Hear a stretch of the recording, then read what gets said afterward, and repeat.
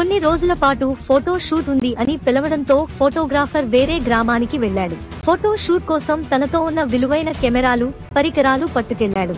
వెళ్లిన ఫోటోగ్రాఫర్ 3 రోజులైనా ఇంటికి సమాధానం ఇవ్వలేదు. తల్లిదండ్రులు ఫోన్ చేస్తే స్విచ్ ఆఫ్ అని వస్తోంది. దీంతో కంగారుపడిన కుటుంబ సభ్యులు పోలీసులకు సమాచారం ఇచ్చారు. విచారణ చేపట్టగా దారుణ విషయాలు వెలుగులోకి వచ్చాయి.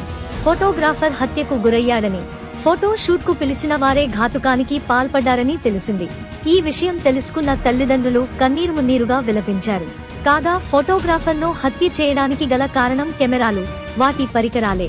15 లక్షల రూపాయలు విలువైన కెమెరాల కోసం యువకులు అతడిని హత్య చేశారు. ఈ సంఘటన ఏపీలోని కోనసీమ జిల్లాలో చోటు చేసుకుంది.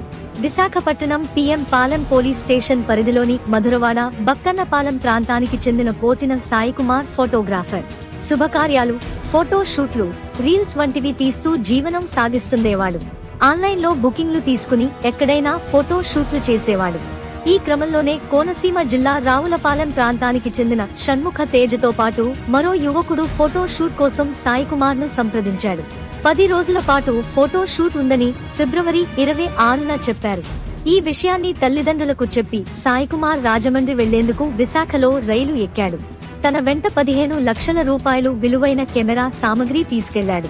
రాజమండ్రి చేరుకున్నాక ఇద్దరు యువకులు వచ్చి సాయికుమార్ ను తమ కారు ఎక్కించుకున్నారు. రావులపాలెం సమీపంలోకి రాగానే ఇద్దరు వ్యక్తులు సాయికుమార్ ను దారుణంగా హత్య చేశారు. అనంతరం మృతదేహాన్ని అక్కడే పూడ్చిపెట్టారు. సాయికుమార్ కు చెందిన కెమెరాతో పాటు ఇతర పరికరాలు ఎత్తుకెళ్లారు. వెళ్లినప్పటి నుంచి కుమారుడి నుంచి ఎలాంటి సమాచారం లేదు. ఫోన్ చేస్తే స్విచ్ ఆఫ్ వస్తోంది.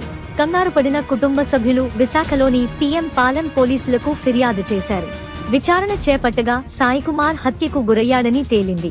ఫోన్ డేటా విచారించగా షణ్ముఖ తేజ ఆచూకీ లభించింది. వెంటనే పోలీసులు అతడిని అదుపులోకి తీసుకుని విచారించారు. మరో యువకుడు పరారీలో ఉన్నాడు.